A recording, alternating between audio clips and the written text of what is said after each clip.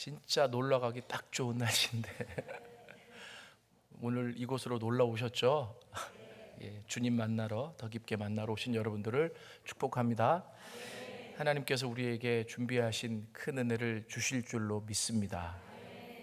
실은 어제도 말씀드렸지만 용서라고 하는 것이 부담이 되기도 하지만 이것이 기독교의 가장 중요한 진리입니다.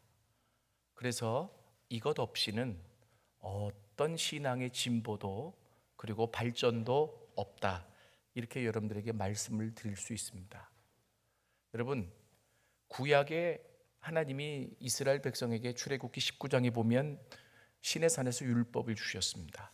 그리고 예수님이 오셔서 많은 사람들이 착각을 하는 것이 율법이 필요 없다라고 얘기를 해요. 여러분, 예수님은 율법을 완성하러 오셨습니다.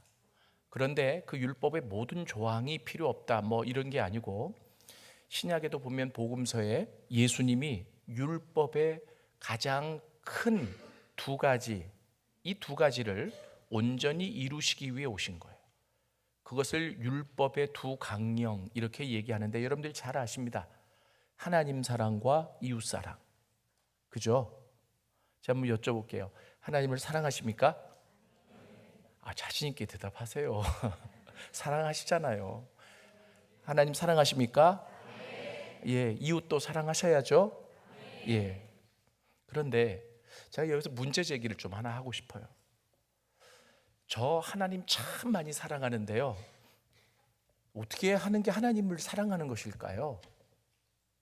우리가 하나님이 명하신 대로 우리가 살아가면 하나님이 기뻐하시고 또 그게 하나님을 사랑하는 길이다, 이렇게 생각할 수 있는데, 실은 이 하나님 사랑에서 가장 전제가 되는 게 있습니다. 그것이 바로 뭐냐 하면 하나님과의 관계를 개선하는 거예요. 하나님과의 관계가 개선되지 않고 하나님을 사랑할 수가 없습니다.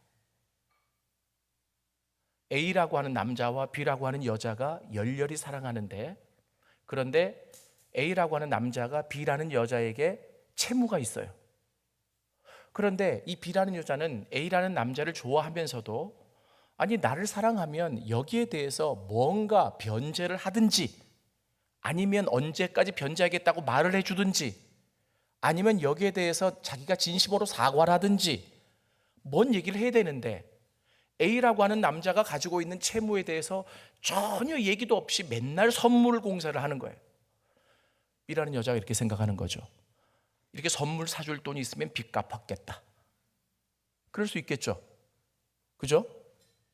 여러분, 하나님이 지금 우리에게 원하시는 것은 우리가 엄청난 것을 가지고 그분을 기쁘시게 해드리는 게 아니라 하나님과 나와의 본질적인 관계가 먼저 회복되기를 원하세요. 여러분, 우리가 죄를 짓잖아요. 이 죄를 지었을 때 하나님과 우리와의 관계가 기본적으로 원수지간이라고 그랬습니다. 무슨 관계요? 원수요, 원수. 제 말이 아니라 성경의 말입니다. 그런데 여기에 대해서 하나님 앞에 이런 방구도 안 하고, 하나님, 제가 오늘 헌금했어요. 하나님, 제가 오늘 봉사했어요. 하나님, 제가 오늘 이렇게 전도도 했네요. 너무 중요한 거죠. 근데 우리가 놓치고 있는 게, 지금 하나님하고 해결해야 될 가장 급선무가 뭐냐면 바로 관계 개선이에요. 근데 이 관계 개선은 하나님이 이루어 놓으신 방법으로 가능해요. 그 아들의 십자가. 믿습니까? 그래서 실은 우리가요, 헌금도 봉사도 그리고 여러 가지 하나님 기뻐하시는 일도 이 관계가 개선되어져서 그 하나님이 우리 가운데 찾아오실 때 그 기쁨과 감격과 말할 수 없는 은혜로 우리가 얼마든지 할 수 있는 건데, 그것이 순서가 뒤바뀌어져서 하나님과의 관계는 뒤로 미루고 우리가 그냥 하나님 앞에 다른 것으로 그분을 기쁘시게 해드린다라고 하는 것은 이게 순서가 잘못된 거다. 그래서 하나님을 사랑하려고 하면 하나님께 용서를 받아야 사랑할 수 있다. 믿습니까? 그럼 이웃 사랑도 마찬가지인 것 같아요. 내가 이웃을 용서하고 사랑함으로 이웃을 사랑하는 거예요. 아무리 이웃에게 물질을 주고 모든 것을 줘도 내 마음속에 관계가 개선되지 않으면 사랑이 아닙니다. 그래서 제가 이 용서를 깊게 묵상하면서 깨달은 게 있습니다. 그것이 바로 뭐냐면 하나님 사랑은 하나님께 용서를 받음으로 가능하고 출발하고, 그리고 이웃 사랑은 내가 이웃에게 용서를 실천함으로 가능한 거예요. 우리 하나님 사랑하십시다. 여러분, 저는 오늘 아침에도 기도를 하면서 그 하나님의 깊은 임재 속에서 여러 가지들을 하나님 앞에 묻고 답하고, 여러분 다 그러시겠지만, 근데 이 관계가 좋으면 하나님 앞에 물으면 응답이 빨라요. 이 마음 속에. 그잖아요. 예. 근데 하나님하고 관계가 틀어지면 2시간을 기도해도 답답해. 기도의 시간도 중요하지만 시간만 중요한 건 아니잖아요. 그죠? 내가 하나님과의 관계가 개선되지 못하면 내가 알아요. 먼저 뭡니까? 기쁨도 사라지고 눈물도 없고 감사도 없고 감격도 없는 거예요. 더더군다나 하나님의 임재가 느껴지지 않는 거죠. 그런데 하나님과의 관계가 회복되어지면 어떻게 되어지냐면, 하나님, 그러면 속에서 금방 왜 이렇게 대답하시는 것 같아요. 저 이러이런 문제가 있어요. 그러면은 걱정 마. 아니, 스스로 이 마음속에서 하나님과 주고받는 대화죠. 여러분 다 그렇게 해오셨을 텐데 하나님이 이번 집회를 통해서 여러분들에게 그 모든 것들을 더 깊게 회복시켜 주시리라 믿습니다. 왜 이곳에 계신 게 복이냐? 하나님이 지금 여러분들을 만나시기를 원하시니까, 그 하나님과 깊은 교제를 가질 수 있으니까. 믿습니까? 그리고 이웃을 사랑한다. 이웃을 어떻게 사랑할까? 돈이 필요하겠구나, 내 노력이 필요하겠구나, 다 중요한데 여러분 가장 중요한 것 중에 하나는, 제가 어제도 말씀드렸지만, 사랑은 성경에서 어떻게 세부적으로 구체적으로 실천되어질 수 있느냐? 용서와 환대로. 용서와 환대가 없는 사랑은, 이것은 굉장히 사랑의 한 일부를 실천하는 거예요. 그래서 다시 한번 말씀드려요.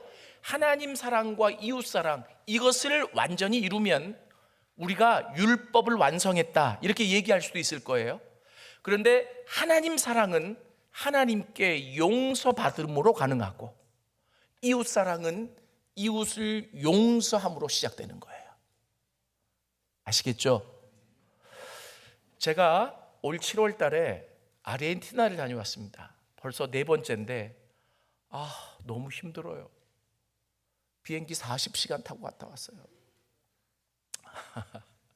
이제 왜 갔느냐면, 제가 벌써 한 10년 됐습니다만은 그곳에 선교사님 한 분이, 우리 이 선교사들이 복음 때문에 나왔는데 복음이 너무나 메말라 가지고 이제 선교사 대회를 하는데 큰 교회 목사님들이 오셔서 잘 섬겨 주셔서 호텔에도 자고 음식도 먹고 집회도 해 주시는데 다 감사한데, 이제는 정말 복음으로 다시 재충전해야 될 시간이 왔습니다. 그래서 수소문하다가 하 교수님 좀 모시려고 하니까 좀 오십시오. 그래서 제가 너무 복음에 대해서 갈망하시나 보다, 부족하지만 이렇게 말씀하시는데 가야 되겠다 그랬어요. 그랬더니 그분이 뭐라고 하시냐면, 그런데 우리도 호텔에서 자는 거 포기하고 좋은 음식 포기하니까 목사님도 좀 포기하고 오셔야 될 것이 있습니다. 그게 뭡니까? 비행기 값 못 드립니다. 강사비 못 드립니다. 그래도 우리를 사랑하는 마음으로 좀 와주십시오. 얼마든지요. 그런데 학교에서 허락해 주셔야 됩니다. 그랬더니 총장님이 또 갔다 오래네요. 그래가지고 이제 이 아르헨티나에 가서 전 선교사 대회를 이끌고 온 계기로 2번을 더 갔어요. 거기 또 우리 성결교회 남미 연합 성결교회가 있어, 거기 또 강의하러 가느라고. 그런데 이번에 이제 제가 거기 이제 우리 제자를, 거기는 선교사들이 안 간다 그래서 우리 제자를 한 명 보내서 거기 선교사님의 뒤를 이을 수 있도록 제가 기반을 놔드렸거든요. 그리고 나서 제가 될 수만 있으면 좀 가기를 원하는 선교사들을 계속 보냈습니다. 그런데 이번에 이제 또 한 선교사를 또 보내려고 이제 하는데, 목사님 이번에 오셔가지고 남미 연합 신학교에 또 강의를 좀 해주십시오. 참, 그래서 제가 또 이게 왜 40시간이냐면 비행 시간만은 한 30시간 돼요. 그런데 이제 중간에 또 이렇게 완스톱 해야지 다이렉트로 가는 게 없거든요. 사람이 갔다 오면은 몸이 그냥 막 너무 힘들어요. 그런데 이번에 갔어요. 가서 남미 연합신학교에서 강의를 하는데, 이 이제 남미 연합이라고 하는 것은 칠레, 파라과이, 브라질, 그 다음에 아르헨티나, 페루 이런 데를 이제 5국인가 6국이 연합돼서 스페인어를 쓰는 그 나라들이요. 그래서 하는데, 거기에는 학벌이 좋은 사람도 신학을 하겠다고 이제 오는데, 방학 때 2주 동안 집중적으로 신학을 하니까 막 인텐시브로 해요. 그래서 제가 가르치는 과목을 3일 만에 끝내야 돼. 그래가지고 아침 8시부터 저녁 10시까지 쉬지도 않고, 아니 그 먼 시간을 날아가가지고 나는 좀 쉬엄쉬엄 강의를 하고 싶은데 아침 8시부터, 그래서 제가 웃으면서 제가 국제노동기구 ILO에 제소할 겁니다. 와, 그렇게 하고, 그리고 또 뭐 다른 간 김에 다른 일을 해달라 해서 또 다른 목회자들 모임에 또 세미나도 하고, 이제 사역을 다 마치고 이틀 뒤면 출국인데, 이제 사역이 다 마쳐졌으니까 선교사님이 운동 한번 하시죠. 그래서 아유 좋습니다. 제가 운동을 좋아하거든요. 요즘도 아침마다 일주일에 3번씩 테니스를 쳐요. 그래서 테니스를 치자고. 그래서 테니스를 쳤어요. 그런데 이게 또 테니스 운동을 하면 승부욕이 발달이 되잖아요. 그런데 이 아르헨티나가 많이 좀 열약해요. 그래서 클레이 코트에서 치는데 뒤에 담벽이 있는데 이게 높지도 않고 허리만큼 오는 담벽이 뒤에 있더라고요. 조심해야지 이렇게 생각하는데, 상대편에서 볼을 딱 쳤는데 충분히 받을 수 있는 볼인데 갑자기 불규칙 바운드를 확 튀어요. 그래서 이걸 받아 넘겨야 된다는 생각 가지고 온몸을 던져서 그것을 받고 내 몸이 붕 떠가지고 뒤에 있는 담벼락에 내동댕이가 쳐졌어요. 중심을 잃고. 그랬더니 갑자기 우지직 하더라고요. 순간적으로 갈비뼈 몇 대가 나갔겠다. 그리고 쓰러졌는데 일어나질 못했습니다. 선교사님들이 와가지고 교수님 잠깐만요, 일어나고 싶은데 못 일어나겠어, 온몸이. 그래서 한 20분을 그렇게 누워 있었어요. 그리고 부축을 받아서 서서히 일어났어요. 그리고 났는데 그날이 주일 오후였거든요. 그런데 병원이 다 문을 닫았잖아요. 그래서 선교사님 댁에 가서 그냥 누워 있는 거예요. 누워 있는데 이 선교사님이 그 아르헨티나의 부에노스아이레스에 한의사 가운데 신앙인이 있다고 당장 전화를 하시. 왜냐하면 지금 다쳤을 때 뭔가 좀 이게 어혈도 빼야 되고 고쳐야 될 게 있으니까. 그래서 그분이 주일날 오시겠어요? 기다려 보세요. 우리 여자 선교사님이 굉장히 대쪽 같으세요. 딱 전화해가지고 저기 한의사 집사님, 당신 의사 맞지? 의사의 본분은 물어요. 그러니까 환자를 고치는 거지. 그러면 위급한 환자가 생겼으면 어떻게 해야지? 가야지. 여기 생겼으니까 빨리 와. 이래가지고 오셨어요. 미안하더라고요. 근데 그분이 오셔가지고 저를 얼마나 정성스럽게 잘 봐주시는지, 목사님 가장 기본적인 이런 상처가 당했을 때는 어혈부터 빼야 된다고. 그래야 빨리 회복이 된다고. 그래서 어혈을 삭제하고 뺄 수 있는 제가 조치를 다 해놨습니다. 그리고 가시는데 돈도 안 받으세요. 그래서 아니 주일 오후에 이렇게 오셔가지고 돈도 안 받고 어떡하세요? 했더니 저도 하나님 앞에 빚진 자인데요. 제가 그 말을 들으니까 눈물이 나는 거예요. 얼마나 감사한지. 그분이 저의 이웃이 되어 주셨어요. 이야, 얼마나 감사. 내가 다쳐보니까 알겠어요. 그래서 어제 선한 사마리아 비유를 얘기했죠. 그 강도 만난 유대인이 이 사마리아인을 만났을 때 얼마나 감사했을까. 그리고 예수님이 비유지만 뭐라고 말씀하시냐면 너희도 가서 이와 같이 하라 그랬거든요. 이게 이웃사랑이라는 거. 제가 저녁에 그냥 눈물이 막 났어요. 그리고 나서 그 다음 날 병원을 가야 되는데 저는 여행자 보험을 안 들고 다녀요. 뭐 하나님이 나의 보험이시다 뭐 이런 뭐 얘기도 되겠지만 그게 아니라 여유가 넉넉하게 없으니까 그 얼마 하는 보험제를 안 들고 다녀. 그런데 저는 외국에서 병원 가본 지가 거의 없어요. 선교지 이렇게 다녀도 병원에 굉장히 비싸잖아요.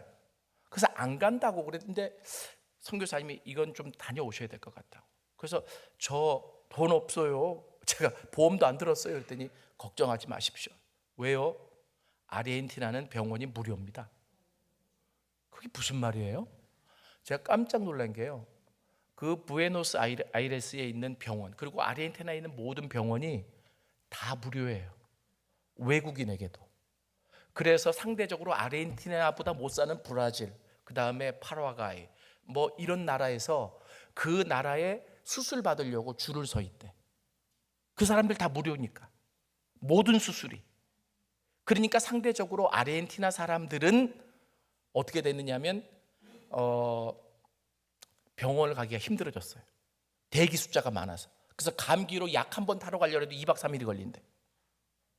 여하튼 그런데 저 어떻게 금방 가요? 했더니 걱정하지 마십시오.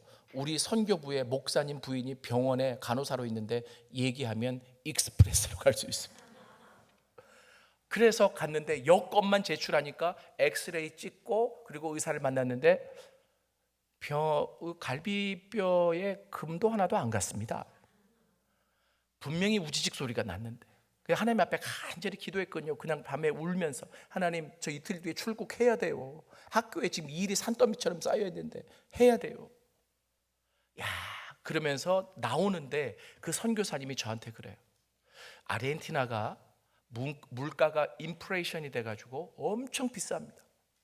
그런데 뭐 대학 졸업한 사람이 직장 잡을 잡으면 한 달 월급이 100만 원이 안 돼요.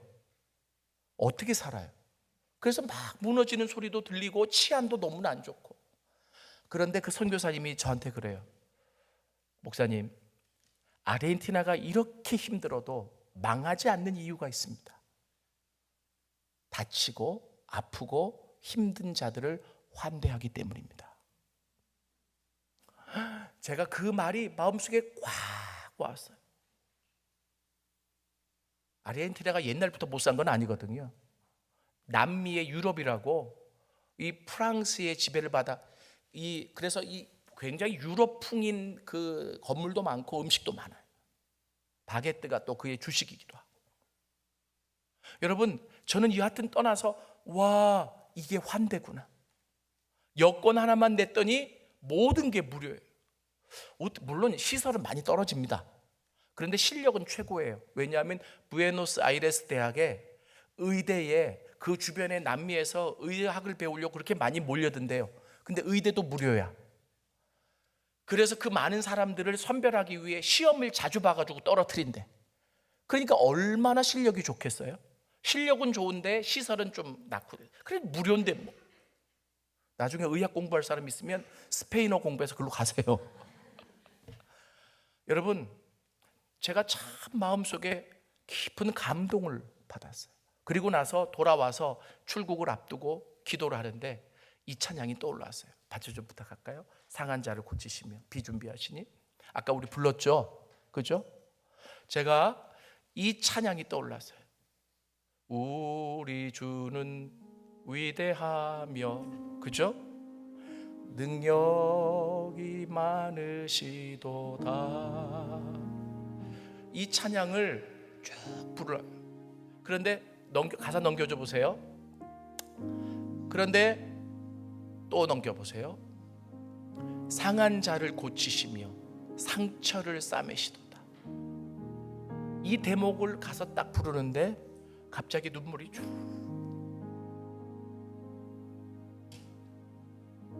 40시간 비행기 타고 와서 아무도 없어. 그런데 혼자 다치니까, 물론 주변에 뭐 제자도 있고 선교사님도 계시지만 혼자라고 생각하는 거죠. 외국에서 다치니까 그렇게 서럽더라. 아무도 없고. 그래서 그냥 혼자 그냥 기도하면서 울고 있는데 주님이 그러세요. 도균아, 나는 지금도 이 아르헨티나에 그렇게 불쌍한, 힘들게 사는, 그러나 그렇게 마음도 상하고 육체도 상해서 힘들어하는 그들을 고치러 나간다. 아무 조건 없이, 내가 고쳐주면 이렇게 해야 돼 라고 하는 아무 조건 없이 그들을 고치러 나간다. 그때 제가 참 많이 울었습니다. 이게 하나님의 사랑이군요. 근데 내 사랑은 조건이 있었습니다. 제가요, 한번 그렇게 아르헨티나 이런데 선교지 가면, 저는 교수지만 뭐 저를 후원해 주는 사람이 없으니까 자비량으로 가요. 그래서 제가, 하나님, 저 이번에 자비량으로 아르헨티나 갑니다. 하나님 꼭 기억해 두세요. 뭐 이런 생각으로 갔어요. 스스로 이것이 스스로 기특하다고 생각을 하고. 그런데 하나님이, 나는 지금도 상한 자를 고치러 나간다. 상한 자를 회복하기 위해 나간다. 이 말씀을 딱 주시는데, 하나님, 제 사랑은 늘 조건이 있었습니다. 아르헨티나까지 날아온 것도 제자가 있기 때문에. 물론 그렇게 해서 가지만, 만약에 제자가 없고 그리고 아무 조건 없이 가라고 하면 갈 수 있었을까? 자비량으로 자기의 어떤 노력과 힘을 바쳐서 사랑하고 섬기긴 하지만 제 사랑에는 조그마한 조건들이 계속 붙어 있더라고요. 그런데 우리 하나님의 사랑은 조건이 없어요. 그냥 지금 죽어가니까, 그냥 지금 아프니까, 그냥 지금 힘드니까 하나님의 형상과 모습대로 지음받은 그들을 사랑해야 되겠기에, 그들을 회복해야 되겠기에, 그 하나님이 아무런 조건 없이 나가시는 이 아르헨티나에 헐벗고 굶주리고 상한 자들이 얼마나 많은 줄 아니? 나는 지금도 그들을 고치러 나간다.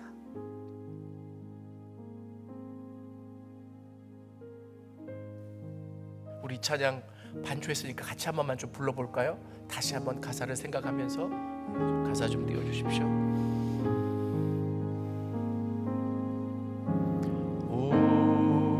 우리 주는 위대하며 능력이 많으시도다. 그의 지혜 무궁하며 인자는 영원하도다. 상한 자를 고치시며 상처를 싸매시도다. 별들의 수를 세시며 이름을 붙이셨도다. 그가 구름으로 하늘을 덮으시며 땅을 위하여 비 준비하시니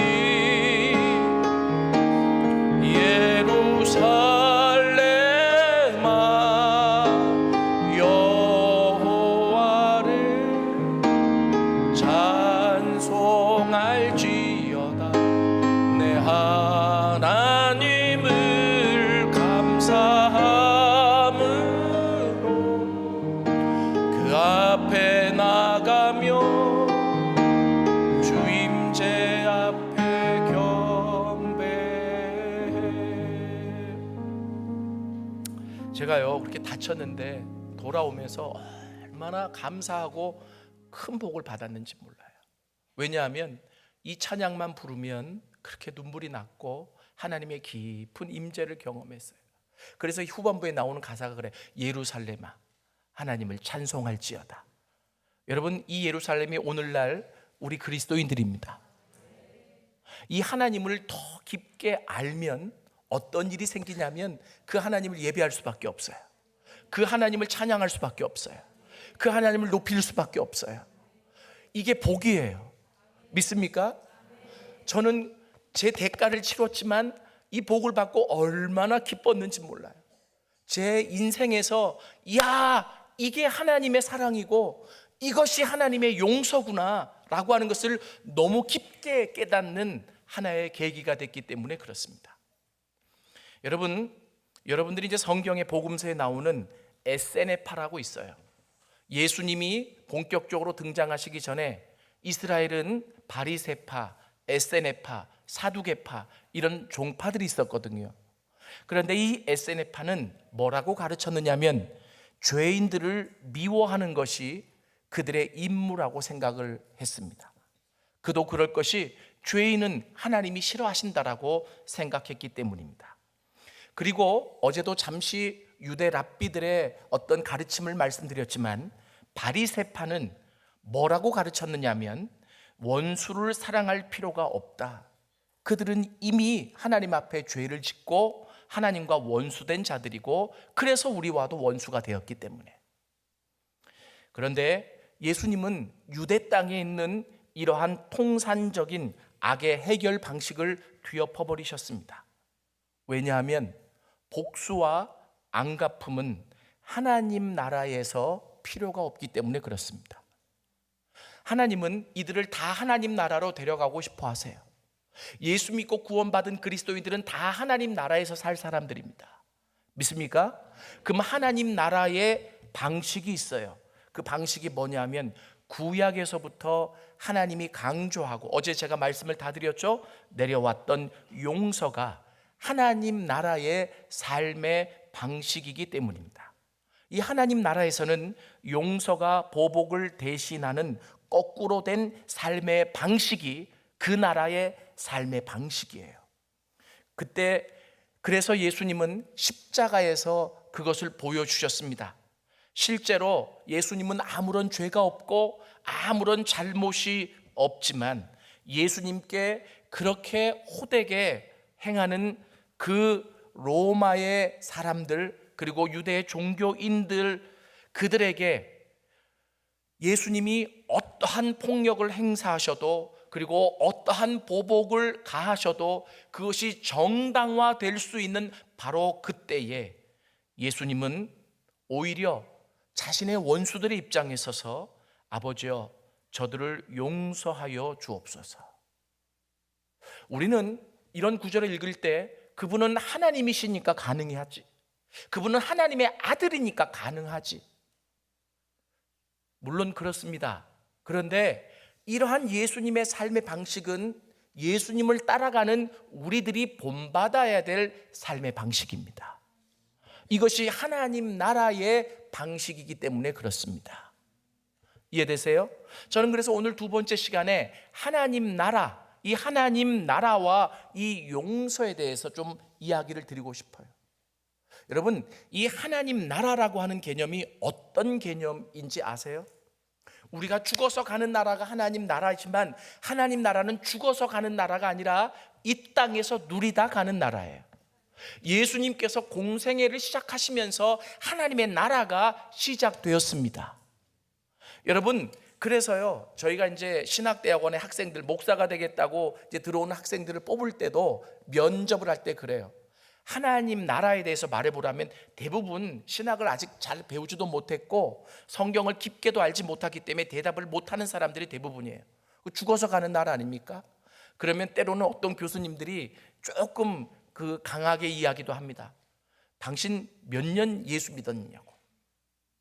특히 이 목사가 되겠다고 하면서 기독교 핵심 진리인 하나님 나라에 대해서 그렇게 알면 되겠느냐고. 하나님 나라는 죽어서만 가는 나라가 아니라 이 땅에서 누리다가 가는 나라예요. 여러분, 그러면 하나님의 나라 개념이 어떤 개념이냐면 우리가 생각하는 개념하고 달라요. 우리가 나라하면 국민, 영토, 주권 이 세 가지가 있어야 되잖아요. 근데 하나님 나라는 그런 개념이 아니고요. 하나님의 통치, 하나님의 지배, 하나님의 주권의 개념이에요. 그래서 하나님의 통치가 있는 곳이 하나님 나라가 돼요. 믿습니까?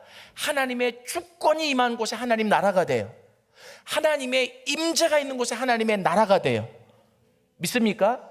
그래서 여러분, 이 하나님 나라는 already, not yet, 이 두 개념이 정확해요. 이미 시작됐지만 아직 완성된 나라는 아니에요. 그래서 이 나라가 완성되었을 때 아버지가 우리를 그 하나님 나라로 다 데려가실 거예요. 믿습니까? 그러면 이 땅에서 우리가 해야 될 것은 뭐냐면, 날마다 우리가 살아가는 이 나날 동안 하나님 나라를 지속적으로 경험하며 살아가야 돼요. 믿습니까? 여러분, 우리가 주기도문 다 하잖아요. 조금 이따가도 제가 말씀드리겠습니다만, 예수님이 제자들의 요청하에 기도를 가르쳐 주실 때 그 주기도문 안에도 어떤 내용이 들어가 있느냐면, 나라가 임하시오며 하나님 나라를 구하라는 거예요. 하나님 나라는 죽어서 가는 나라가 아니라 이 땅에서 누리다 가는 나라라고. 그래서 제가 아까 서두에 말씀드린 거예요. 하나님과 관계가 개선되면 하나님을 진정으로 사랑할 수 있고, 하나님의 사랑이 우리에게 미칠 때에 이 땅에 하나님의 나라가 돼요. 믿습니까? 우리가 그 하나님의 나라를 경험하며 가는 거예요. 돈이 아무것도 없어도, 내가 가지고 있는 것이 아무것도 없어도, 미래가 보이지 않아도 하나님이 임재하시기만 하면 주와 같이 길 가는 것 즐거운 일 아닌가, 찬양 부르며 갈 수 있는 거예요. 우리 선조들이 이렇게 살아왔고 우리가 지금 이렇게 살아가고 있지 않습니까? 중요한 것은 이 하나님의 나라가 우리 가운데 온전히 임할 수 있어야 된다라고 하는 거죠. 근데 그 하나님 나라는 용서가 기본이 되는 나라, 보복과 안갚음과 그리고 싸움은 하나님 나라에는 없어요. 여러분, 이렇게 생각하시면 돼요. 뭐냐면, 인간 아담과 하와가 죄 짓기 이전에 그 완전했던 에덴 동산의 모습이 하나님 나라의 모형이다, 이렇게 보시면 돼요. 인간이 죄 짓기 전에 그 나라에는 싸움이 없었어요. 질투가 없었어요. 보복이 없었어요. 안갚음이 없었어요. 근데 인간이 죄를 짓고 나서 모든 나쁜 것들이 들어오기 시작했죠. 저 사람은 절대 용서 못 받아요. 저 사람은 절대 안 돼요. 우리 눈으로는 현재 그렇게 보일지 모르겠지만, 우리가 하나님 나라를 지향한다면, 그리고 그 하나님 나라를 경험하며 살아간다면 그것까지도 하나님께 맡겨야 돼요. 내가 하는 게 아니라고 그랬잖아요. 믿습니까? 하나님이 하시는 거예요. 하나님 나라에는 보복이 없는데, 하나님 나라에는 안갚음이 없는데 왜 내가 저 사람을 용서할 수 없다라고 얘기를 할까요? 내가 누구를 용서하지 못하면 나도 동일하게 다른 사람에게 용서받을 수 없는 자가 돼요. 제가 이런 얘기를 했더니 어떤 분이 질문하셨어요.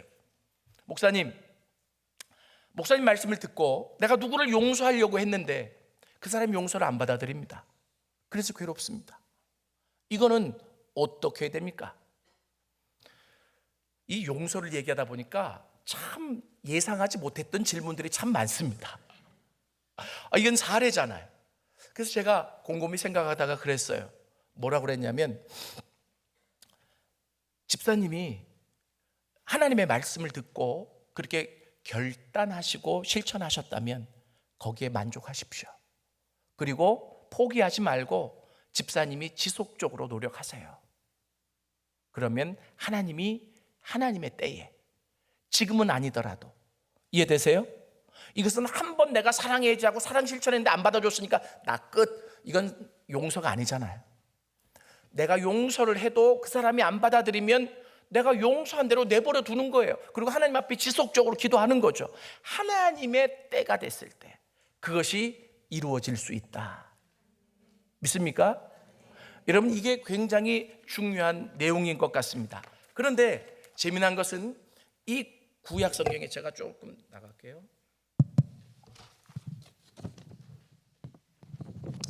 이 하나님 나라를 가르쳐 주시기 위해 하나님이 구약에 그 백성들에게 이 하나님 나라를 맛볼 수 있도록, 하나님 나라는 언제 시작됐다고요? 예수님이 공생애를 시작하시면서, 이해되세요? 왜냐하면 예수님이 공생애를 시작하시면서 하나님의 주권과 하나님의 통치와 하나님의 지배가 예수님을 통해서 나타나기 시작한 거예요. 자, 그런데 중요한 것은 구약에도 하나님 나라는 이런 거고, 내가 너희를 시내 산에서 이렇게 언약을 맺어주고 내가 너희를 내 백성이라고 했을 때는 이러한 하나님 나라, 완전한 하나님 나라로 데려감이 목적이야 라고 하는 것을 그들에게 맛보여주고 가르쳐 주시기 위해 하나님이 이 이스라엘, 구약에 있는 이스라엘에게 제정해 주신 게 희년제도입니다. 구약의 이 희년제도는 하나님 나라의 모형이 돼요. 여러분, 그런데 이 구약의 희년제도가 몇 년째, 우리 아까 성경 읽었죠? 그죠? 거기에 보면 안식년이 7년마다 돌아오잖아요. 그죠? 그런데 7년이 7번, 7, 7이 49, 49년에 1년을 더하면 50년이 되죠. 그래서 50년이 되면 이 구약의 희년이 되는 거예요. 희년에 대해서 들어보셨죠? 제가 욕하는 거 아닙니다. 먼 년이 아니라 희년이에요. 예. 여러분, 이 희년, 이 굉장히 중요해요. 이 희년은 이 구약의 하나님 나라의 모형이에요. 그런데 희년에 어떤 일들이 일어난대요? 여러분, 이 희년은 한마디로 말하면, 뭐 짧은 시간에 제가 다 얘기할 수 없는데 핵심만 얘기할게요. 모든 것이 다시 원위치가 되는 해야. 빚을 가진 자도 빚이 다 탕감받고, 땅을 잃었던 자도 땅이 다 원위치가 되고, 이해되세요? 그리고 잘못 살아서 내가 모든 것을 잃어버린 자들도 다시 다 회복되는 해. 그런데 제도는 좋은데 그게 실천되려고 하면 가진 자들이 내려놔야 되잖아요. 그렇잖아요. 가진 자들이 이 하나님이 제정해 주신 원칙에 의해서, 내가 땀 흘려서 나는 이래서 벌었지만 하나님이 이 희년을 지키라고 했으니 이 희년 때는 내가 가진 모든 것들을 용서하며 내려놓을 때 이 희년이 참으로 이루어지게 돼 있어요. 이해되세요? 그래서 이 희년에는 여러분 가장 큰 게 이제 뭐냐면, 제가 이렇게 말씀드릴 수 있어요. 땅의 휴경. 너희들이 이 땅을 계속 경작해서 너희들이 땅을 통해서 난 것을 먹었지만, 여러분 에덴 동산에서는 그들이 일하지 않아도 먹을 수 있었어요. 열심히 땀 흘리고 일해서 먹게 된 것은 죄의 대가거든요. 그래서 하나님이 이 희년 때는 다시 하나님 나라의 모형을 보여주시기 위해서 땅을 쉬게 하라. 그리고 두 번째는 바로 뭐냐면 빚을 탕감하라. 빚을 탕감하라. 그리고 세 번째는 노예를 해방하라. 그리고 가족의 재산이 환원되는 거예요. 재산이 환원. 여러분, 이것이 전부 희년의 가장 중심적인 주제였어요. 그런데 이게 되어지려면 기본적으로 용서와 화해와 그리고 사랑이 깔려져 있지 않으면 안 돼요. 이해되세요? 마찬가지로 하나님의 나라도 뭐가 되어져야 된다?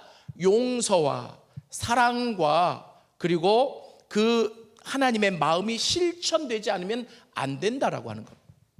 그러니까 제가 어제부터 말씀드리는 게 바로 뭐냐면, 용서하면 좋지만 안 해도 뭐 그만, 내 신앙생활 잘 지키면 되지 않아? 잘못됐습니다. 용서를 받고 용서하지 않으면 하나님 나라의 시민답게 살 수 없다라고 합니다. 아무 이해 계산 없이, 아무런 조건 없이 하나님이 나에게 은혜를 주셨기 때문에, 하나님이 나에게 은혜를 베푸셨기 때문에 나도 이 세상에 은혜를 베푸는 거예요. 믿습니까? 여러분, 때로는 우리의 욕심이 나를 가로막는 경우가 많아요. 나 이거 너무나 열심히 일한 건데, 법 지키면서 살아온 건데, 그리고 내가 모든 것을 이루어 놓은 건데 왜 이것을 다 내려놓으라고 하십니까? 간혹 혹시 내려놓으라고 한다면, 하나님 다 그런 건 아니지만, 여러분 한번 생각해 봐요. 그거 인간이 죄 짓고 타락한 후에 이 세상의 질서에 의해서 만들어진 거 아닙니까? 그러면 이 세상에서 그냥 잘 사는 것만이 내 목적이 아니잖아요. 하나님은 이 세상에서 우리를 잘 살게 하시기 위해서 부른 것이 아니고, 하나님은 무너지기 이전에 그 완전했던 하나님의 나라로 우리를 끌어가기를 원하시는 거예요. 믿습니까? 그래서 우리가 그 하나님 나라의 생활 방식대로 살아가라고 말씀하고 있는 거죠. 이것이 바로 희년, 그리고 하나님 나라 안에서 우리가 용서해야 될 이유다라고 하는 거예요. 여러분, 이게 이제 왜 중요하냐면, 왜 자꾸 용서만 강조하냐 이러냐면, 인간은 혼자 못 살아요. 사회적인 존재잖아요. 그죠? 그럼 사회 안에서 살아올 때 뭘 갖느냐면 관계를 가져요. 그죠? 다 관계가 있어. 남편하고도 관계고, 자식하고도 관계고. 그죠? 제가 요즘 기도를 1시간씩 하면, 아이고, 또 딸을 3씩이나 낳아가지고 이 딸 기도하는 게 50% 이상이에요. 그렇게 되더라고. 예전에 저희 어머니 아버지가 저를 위해서 기도한다 그랬을 때 뭐 얼마나 하실까? 그랬는데 기도를 참 많이 해주셨거든요. 그런데 그 기도 먹고 자랐는데, 나는 내 딸들을 위해서 기도할 수 있을까? 이런 생각이 실제 있었어요. 그런데 이 딸들이 커가고 문제들이 생기고 해결해야 될 일들이 생기니까 무릎 꿇게 되더라고요. 근데 그게 문제만 생길 때가 아니라 매일, 그리고 그 한 딸 한 딸을 축복하면서, 나도 이제는 그 부모의 유산을 이어받아 이 자식을 위해 기도하는 부모가 됐구나. 여러분, 이것도 관계잖아요. 그렇죠? 그러니까 중요한 게 뭐냐면, 사람이, 죄송해요, 죽을 때 죽음 준비를 가장 잘해야 되는 게 뭔지 아세요? 관계 정리예요. 관계가 정리 안 되면 마음이 불편해요. 아무리 천만금을 준다 해도 죽는데 무슨 천만금이 무슨 소용이 있어요. 가장 중요한 것은 관계의 정리거든요. 근데 이 관계 정리에서 첫 번째는 하나님과의 관계고요, 두 번째는 내 주변의 이웃과의 관계예요.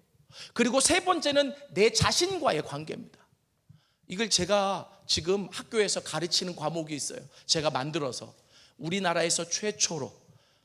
그게 뭐냐면 기독교적 웰다잉. 요즘 웰다잉이 굉장히 선풍적인데, 이게 잘못 가면 그냥 잘 죽자 이렇게 돼버려요. 그래서 이것을 제가 전도자기 때문에 어떻게 죽음 교육을 기독교적으로 할 것인가 고민하고, 제가 이제 우리 한국에 있는 각당 사회복지재단이라는 곳과 MOU를 맺어가지고 최초로 제가 최고의 과정을 열었고, 그 16분의 선교사님과 목사님들이 들어오셔서 배우고 있고, 옴니버스식으로 각 분야의 최고의 전문가들이 강의를 하고 있습니다.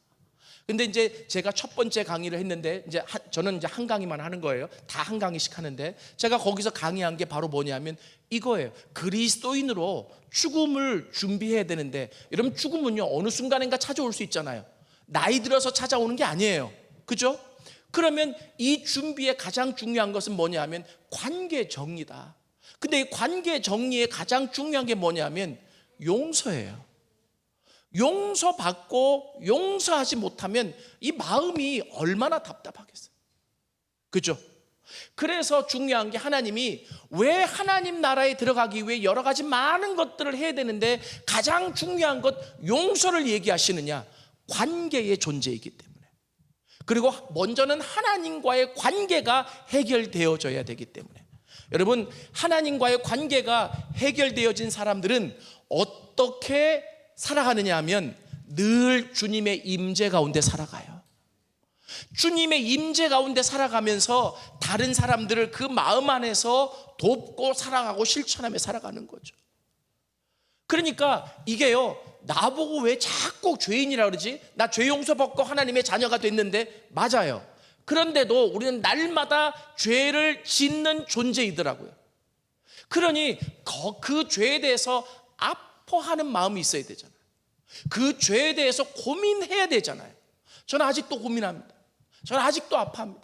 제가 이렇게 얘기하면 무슨 죄를 졌을까 이 생각하지 마시고, 제 죄에 대해서 아파하고 고민한다. 어떻게 하면 죄를 짓지 않고, 어떻게 하면 이 죄를 줄이고, 어떻게 하면 내가 화를 내지 않고. 이해되세요? 여러분, 그런데 우리가 관계 안에서 살면서 아무리 노력해도 내가 실수할 수 있고 다른 사람이 나한테 실수할 수 있잖아요. 그때 성경은 뭐라고 얘기하냐면 그 사람을 보복하려고 하지 말고, 나에게 잘못했더라도 그 사람에게 안 갚음하려고 하지 말고 예수님처럼 사랑하라. 예수님처럼 사랑하라. 왜요? 그게 하나님 나라의 방식이기 때문에. 아멘. 그게 하나님 나라의 방식이니까. 이미 여러분들은 하나님 나라에 들어가신 거예요. 하나님의 임재 속에 있다면. 믿습니까? 그러니 그 하나님 나라 방식에 맞게 살아야 되잖아요. 어디 그 나라에서 울고 그 나라에서 지지고 볶고 싸우고 복수하고 이거 없어요. 그 나라는 하나님을 향한 찬양과 예배와 기쁨과 감사와 이 모든 것들이 충만한 나라예요. 하나님은 그래서 계속해서 용서하라고 얘기하시는 이유가 우리를 하나님 나라에 맞게 체질화시키는 거죠. 여러분, 하나님이 가능하게 하십니다. 아멘. 제가 이것을 또 어디에서 찾았느냐 하면, 우리가 오늘 성경 주기도문 읽었죠? 그죠? 마태, 누가 두 군데 읽었어요. 두 군데만 나오는 건 아닌데 두 군데 읽었는데, 중요한 것은 그 부분을 좀 설명해 드리려고요. 여러분, 어느 날 제자들이 예수님께 와서 물어요. 예수님, 우리에게 좀 어떻게 기도를 해야 되는지 좀 가르쳐 주세요. 그러잖아요. 그래서 예수님이 가르쳐 주신 거예요. 여러분, 이 주기도문을 우리 한국에서는 이제 보통 한번 꼭 하기 위해서 예배 때 맨 마지막에 하니까 폐회 기도인 줄 알아. 그 아니에요. 뭐냐면 기도해야 될 모형이, 기본적인 내용이 그 안에 다 담겨 있어요. 기도를 이렇게 해야 된다는 거예요. 이해되세요? 근데 거기에 예수님이 꼭 가르쳐 주셨던 것 중에 하나가 바로 뭐냐면, 우리에게 죄 지은 자를 용서해 준 것 같이, 우리가 우리에게 죄 지은 자를 용서해 준 것 같이 우리 죄를 사하여 주옵시고, 이렇게 나오잖아요. 그죠? 이 번역이 조금 잘못됐는데 제가 이것을 좀 바꿔서 얘기하면, 이게 원어가 있잖아요. 그죠? 원어에는 에피에미라고 하는 헬라어가 쓰여져 있는데요, 이것은 죄라고 번역을 해도 되고, 그리고 빚이라고 번역해도 돼요. 그래서 실은 지금 우리 개역 한글판에는 무조건 죄라고 번역되어 있는데 조금 잘못됐다고 학자들이 얘기를 해요. 뭐냐 하면, 구체적인 것은, 죄하면 너무 이게 뭐라고 그럴까, 두리뭉실하잖아요. 그래서 거기서 뭐라고 얘기하냐면 빚이 정확하다. 하나님, 우리에게 빚진 자를 우리가 탕감해 준 것처럼 아버지도 우리의 빚을 사해 주세요. 이 얘기예요. 그러니까 예수님은 기도할 때 구체적으로 너희들이 매번 기도할 때마다 너희에게 빚진 자들을 탕감해 줘라, 용서해 줘라. 근데 누가복음을 왜 읽었느냐면, 누가복음은 이게 기가 막히게 예수님 시대에는 헬라어를 안 쓰고 아람어를 썼거든요. 그래서 예수님이 아람어로 호바라고 하는 단어를 썼어요. 헬라어는 에피엠인데 호바라고 하는 단어를 썼어요. 근데 이 호바라고 하는 단어를 가지고 이 누가는 어떻게 번역을 했느냐면, 하나님, 우리가 살아가면서 우리에게 빚진 자를 용서해 준 것처럼 아버지께 지은 우리의 죄를 용서해 줘. 두 가지를 다 쓴 거야. 우리는 이 땅에서 살아가면서 우리에게 빚진 자를 용서하고, 그때 하나님은 우리가 하나님께 지은 죄를 용서해 달라고. 그러니까 어떻게 보면 굉장히 통합적으로 쓴 거죠. 우리 한글 성경에는 다 죄로 번역이 돼서 잘못됐지만, 이해되세요? 그러면 중요한 게 뭐냐면, 여기에서 예수님이 가르쳐 주신 기도 내용에 보면 어떤 내용이 나오냐면, 너희들이 매번 기도할 때마다 빼지 말고 기도해야 될 게 있어. 뭐냐면, 하나님, 나에게 빚진 자를 용서할 수 있도록 도와주세요. 이해되세요? 그리고 그렇게 하나님의 힘으로 나에게 빚진 자를 용서해 줄 때 하나님으로부터 나도 용서받는 자가 되게 해주세요. 이 말은 하나님께 용서를 받아야 하나님의 임재가 있잖아요. 그죠? 하나님이 통치하시잖아요. 하나님이 다스리시잖아요. 그러니까 이 기도를 빼지 말고 하라는 거예요. 주기도문이 그런 의미예요. 이해되세요? 주님이 가르쳐 주신 기도. 그런데 여기에 문제가 하나 있어요. 뭐가 문제일까요? 설교 이제 거의 끝났어요. 제 질문 던지는 거예요. 문제가 있어요. 뭐가 문제일까요? 알아맞추면 칭찬해 드릴게요. 제가 요거만 얘기하고 마무리를 좀 하려고 해요. 내가 용서받아야 되는 거. 예. 그래요? 고마워요. 예. 아니 이게 좀 어려워 질문이. 혹시나 하고 던져 본 거예요. 그러면 이걸 알아맞추면 칭찬 플러스, 제가 용서의 복음이라고 책을 썼다 그랬죠. 제가 목사님 드리려고 책 딱 3권 가져왔는데 1권 드릴게요. 적극적이죠. 이제까지 말 다 했는데 무슨 질문을 또 하래. 뭐냐면 주기도문에 아버지, 우리가 우리에게 빚진 자를 용서해 준 것 같이 아버지도 우리의 빚을 용서해 주세요, 또는 아버지도 우리의 죄를 용서해 주세요, 이렇게 나와 있잖아요. 근데 그게 우리 한글 지금 가지고 있는 성경은 다 죄로 번역이 됐다고. 틀린 말은 아닌데 이게 두리뭉실한데 학자들이 원래 원어를 가지고 설명하면 구체적으로 빚이라고 표현하는 게 맞다. 우리는 우리에게 빚진 자를 용서하고 탕감해 줘야 되고, 아버지는 우리가 뭐 아버지에게 빚진 건 아니고 죄를 지었잖아. 그러니까 우리가 우리에게 빚진 자를 용서할 때 아버지로부터는 죄를 용서받을 수 있도록 해주세요. 이게 누가가 가장 잘 번역했다 그랬잖아요. 예? 그런데 다 좋은데 이 문제가 하나가 있다고 학자들이 얘기를 한다고요. 이게 중요해서 하는 얘기예요. 순서. 어떤 순서? 딩동댕. 와, 이 굉장히 어려운 건데. 박수 한번 쳐주세요. 남편이세요? 아니시구나. 나 너무 좋아하길래. 그러세요? 예. 근데 저분이 더 좋아하셔.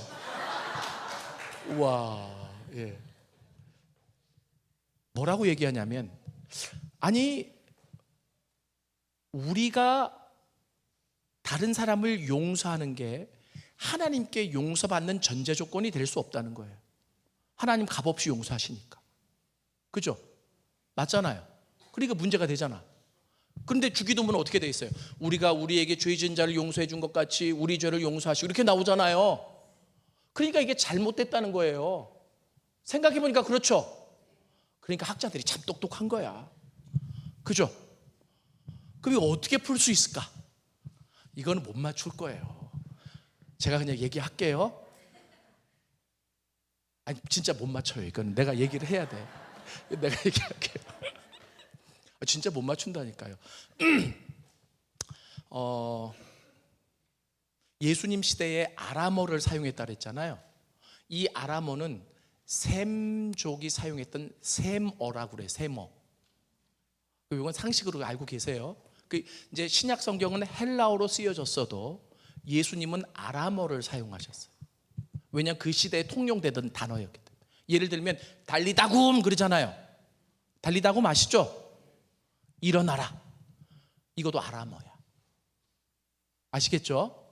자, 그런데 이 아람어는 셈어인데 신약 학자 중에서 셈족어를 가장 잘하는 학자가 있어요. 그 학자 이름이 누구냐면 요아킴 예레미야스야. 근데 이 사람이 그 셈족어를 연구해 보니까 나온 결과가 있어요. 뭐냐면 우리가 우리에게 잘못한 사람을 용서한 것 같이 아버지도 우리 죄를 용서해 달라 그랬잖아요. 근데 우리가 우리에게 잘못한 사람을 용서한다라고 하는 게 이게 완료형이야. 완료. 그죠? 완료가 되었을 때 하나님이 용서를 해주시는 거잖아. 그런데 잘 봐요. 이 셈족어에서는 완료형이 동시적인 사건을 나타내 준대요.